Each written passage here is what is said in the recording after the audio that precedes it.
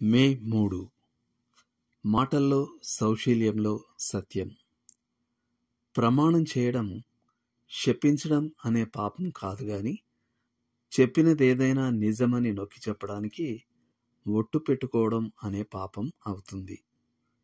పరిసయ్యులు సత్యం నుండి తప్పుకోవడానికి అన్ని యుక్తులు ప్రయోగించేవారు. ఒట్టు పెట్టుకోవడం అందులో భాగం. వారు దేవుని పరిశుద్ధనామం ఉపయోగించకుండా ఉండేవారు. కాని యెరూషలేము పట్టణం, ఆకాశం, భూమి లేదా ఏదో ఒక శరీర భాగం పేరు ఉపయోగించడం ద్వారా దానికి సమీపంగా వచ్చేవారు.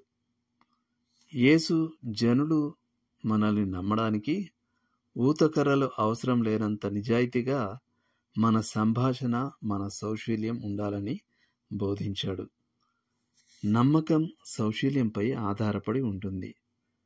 సౌశీల్య లోపాలను ఒట్లు పూడ్చలేవు. విస్తారమైన మాటలలో దోషముండక మానదు. తన పెదవులను మూసుకునివాడు బుద్ధిమంతుడు. ఎవరైనా మనను నమ్మించడానికి ఎంత ఎక్కువ మాటలు ఉపయోగిస్తే మనం అంతగా అనుమానపడతాం. బైబిల్ ఇలా ఆజ్ఞాపిస్తుంది: నా సహోదరులారా, ముఖ్యమైన సంగతి ఏదనగా ఆకాశం తోడని గాని, భూమి తోడని గాని, మరి దేని తోడని గాని ఒట్టు పెట్టుకొనక, మీరు తీర్పు పాలు కాకుండానట్లు అవునంటే అవును, కాదంటే కాదు అని ఉండవలెను. యాకోబు 5:12. ఇవి కూడా పరిశీలించండి.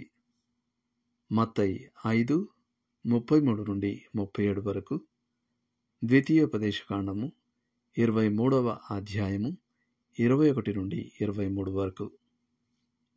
చేయాల్సిన పని: నేడు సరళంగా సత్యం మాట్లాడాలనే స్పృహ కలిగి ఉండండి. నమ్మదగిన మాటలు మాట్లాడే నిష్కాపట్యం గల వ్యక్తిగా ఉండడానికి ప్రయాసపడండి.